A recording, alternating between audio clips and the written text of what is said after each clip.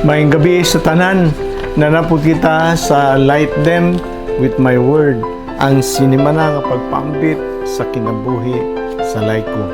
Brothers and sisters, ang atong ebanghelyo kinutlo sa Juan Kapitulo 9, versikulo 1 hangtod sa 41. But ang atong gigamit kanini ang nasulat diha sa basahon sa simbahan, no? Iya lang gi pick up sa versikulo 9, versikulo 1, 6 hangtod sa 9, 13 hangtod sa 17 o 34 ngadto sa 38. Nganong gitawag maning Litary Sunday, no? Rejoice. Kay ngano man nagyo kaluwasan. O giun sa pagluwas ka nato kay naa may duha ka klase kunong buta. Kanang buta nga makakita o katong buta nga dili makakita, no?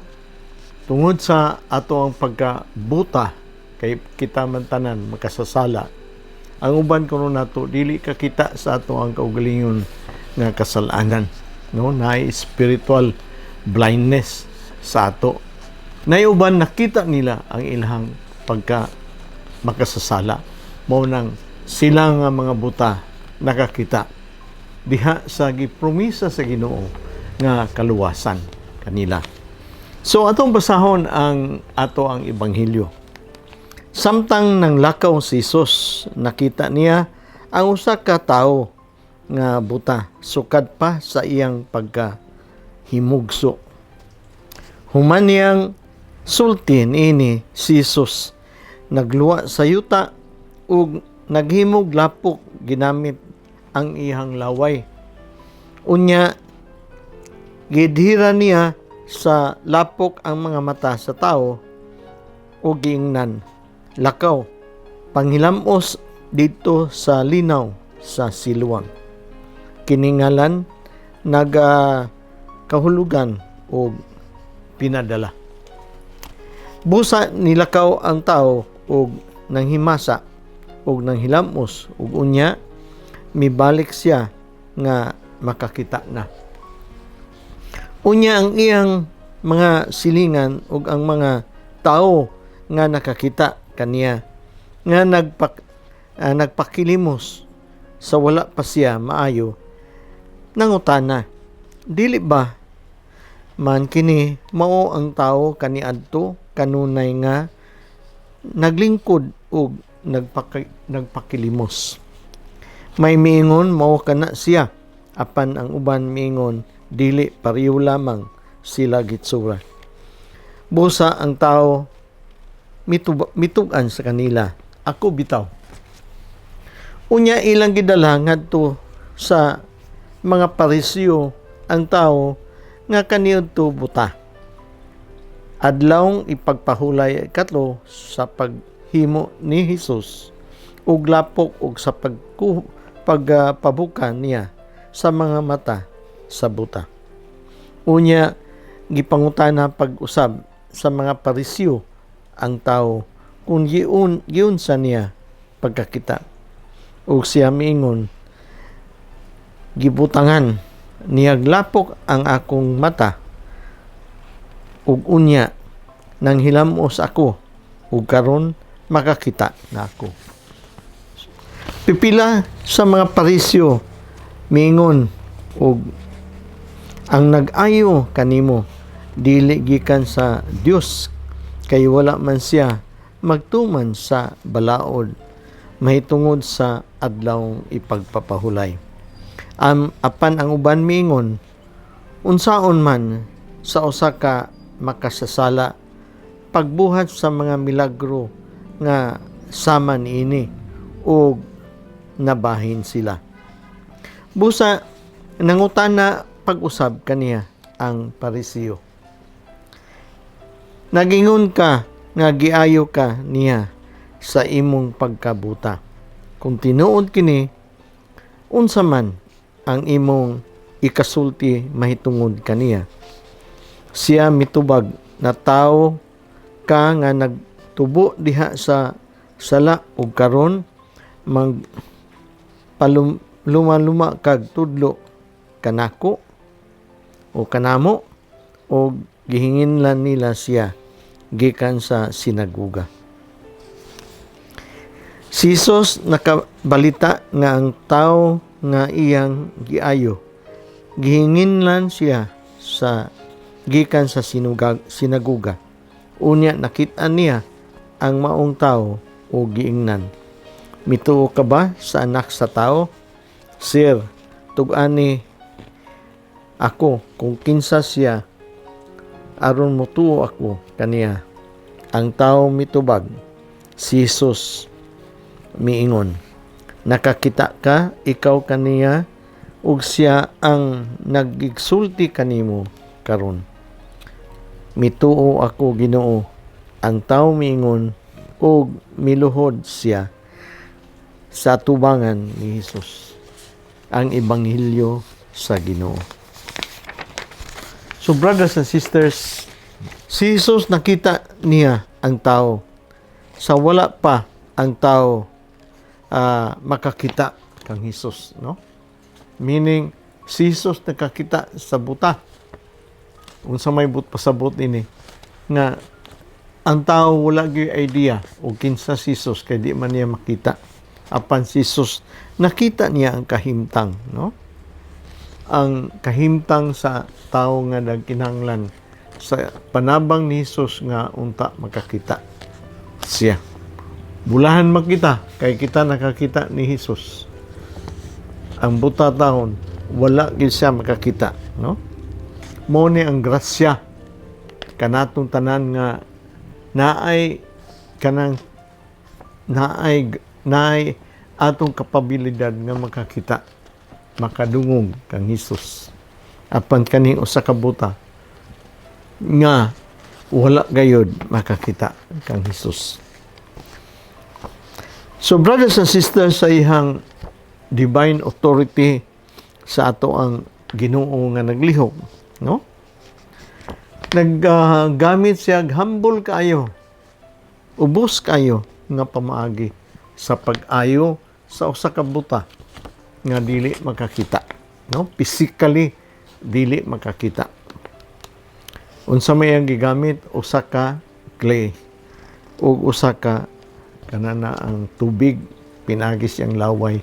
Clay usa ka lapok or usa ka abog, butangan nimong tubig, mahimo na siyang clay, no? Giludan niya diha sa yuta ug iyang gipudyot ug iyang gimasa diha sa iyang kamot. Humano niya masa sa iyang kamot, iyang gibutang, no? Giplasta niya sa duha ka mata sa kananang buta ug giingnan niya ang buta. Ngadto paingon ka dito sa linaw sa Siloam, adto dito pag hilamos. Ang nakasinati na ba mo nga gitambalan mo, no? Kanana ang labi na kani hunaw na ako, no? Kaning gitambalan sa usa ka ni Hesus, ang usa ka buta pinagi sa kanana ang minasa nga kanang yuta nga gilawayan niya. Sa inyong bation o kanana ang kini mo ibutang sa iyong mata gikan sa laway. Ang uban siguro mingon na lang siguro nga musugot na lang ko basta maayo na gani uban nga magsakit mangita og albularyo o mangita og kanang mananambal nga bisag layo kay bukid at tuon yun nila. Bisag unsa na lang buhaton sa ila, musugot na lang sila basta maayo. So brothers and sisters, mangutana ko unsa may naa sa mga tao nganong ingon ana ilahang ginabuhat nga magpatamban na lang sa ingon ana nga pamaagi. Pareha kay Hesus nga iyang gitambalan ang buta, pinagi siyang laway o sayuta. Unsa may naa day sa buta, no? Nganong iya naman lang gialaw si Jesus ug panambal pinagi niya na. Brothers and sisters, dili ba kana pagpaubos sa ato ang kaugalingon? O kita karon tambalan mga buta kita Tambalan ka na kita yung anak nga pamagi. Hugaw kayo ang atong nauna. Dili maayo ang ato ang nasa ang atong nauna. Laway good o yuta gibutang sa atong mata. But you submit yourself para tambalan ka kay balo ka nga maayo. Na kay pagtuo nga maayo. Ang primero gyud nimo buhaton is mo submit na lang ka sa iya o magpatambal. Pisag tan-aw nimo nga dili magyud ni kasarangan nga buhaton. So magpaubos gyud ka naa gyud tay humility, no? Nay pagka mapaubsano nato. Ikaduha, sa ibuhat ni Hesus, ingon siya nga go. Umanyag butang sa yuta nga gilawayan niya sa mata, ingon siya go. Adto dito sa lanaw. Butag siya, good brothers and sisters. Uging na ni Jesus nga adto sa lanaw, unsay imong pagtan-aw sa iya, no? Mureklamo siya nga, buta magulod, di mo ko kakita. But tungod sa ihang pagtuo na siya obedience, no? Mapa kananaang masinug kanang gasunod, masunundon. Gasunod siya sa sugo sa Ginoo, no? Human siya tambali, sunod siya unsay sunod nga instruction sa Ginoo. Go. Ningdagan siya diretso, siguro nabantay na siya senses nga diri ang direction sa pool nga kanana ang moadto ko dito, but uy kasiguruhan ang usa ka buta moadto sa pool. Basig mulampas siya o mahulog o sa paka. So brothers and sisters, wala magani gisulat din iban nagi mga tao nga sila usab, no? Concerned po sila sa usa ka buta. Siguro ilang gidayungan o ilang giagak ng buta. Gidala dito sa gapaningkamo taon mo ato sa kanang lanaw sa Siloam o nang hilamos. Unsay nitabo human niya nang hilamos. Nakakita siya, brothers and sisters, no? Nakakita siya. Unsay gigamit ni Jesus? Ang usa ka clay, usa ka abog nga gibutangan og tubig. Di ba ang og iyang gimasa? Di ba sa kanang Genesis chapter 2 verse 7, no? Sa creation ba? Pagmugna niya kang Adan, di pagikan sa abog. Nan og giayo niya ang usa ka buta gikan sa abog. O gikan sa abog og tubig. O giayo niya dili ba kana, no? Bag-o nga creation, no? The new creation. Di ba kanang matambalan ka, di ba ang imong pagtuo bag-o nga chance gihatag sa Ginoo sakop na tambalan ko. Bag-o kinabuhi, no? Bag-o nga creation, no? New creation. Brothers and sisters, simple kayong material lang yang gibuhat, no? Tubig ra gyud o abog na bag-o ang usa ka tawo na ayo. Ug tubig nga naman, mao man ni ang tubig sa ato ang bunyag. Kabantay mo ang tubig mo'y kinabuhi. Mo'y gihatag niya kinabuhi kanato. Kay gikan sa atong pagabuta. Kung tan-aw nimo mga buta, no? Kita nga makakita unya mga buta kay makasasala man kita. Gikan sa atong pagka makasasala, kumplito kita, makakita kita, but buta kita sa ato ang pagka tao, buta kita sa atong kinabuhi. Kay makasasala kita o gihugasan ato ang sa baptism, gihugasan ang ato ang kaugalingon, no? Gi-immerse ang ato ang kaugalingon diha sa tubig para malimpyo kita. So brothers and sisters, mao kana sa bunyag o sa mission pod giawhag kita ni Jesus sa Mateo versikulo 18, 28, 19. Go and make disciples of all nations by baptizing them in the name of the Father, the Son, and of the Holy Spirit. Baptizing, no? Unsa i-baptize? Ang tubig, no? I-baptize and also i-baptize nimo pinaagi sa tulo ka persona sa Ginoo. Brothers and sisters, no? So, kananaang duha ka matang sa akong gikaistorya, duha ka matang sa pagabuta, katong buta nga nakakita, o kaniniyang buta nga dili gayod makakita. Kaning makasasala nga buta na siya daan, spiritually blind, dili makakita. Kinsa man kani, no?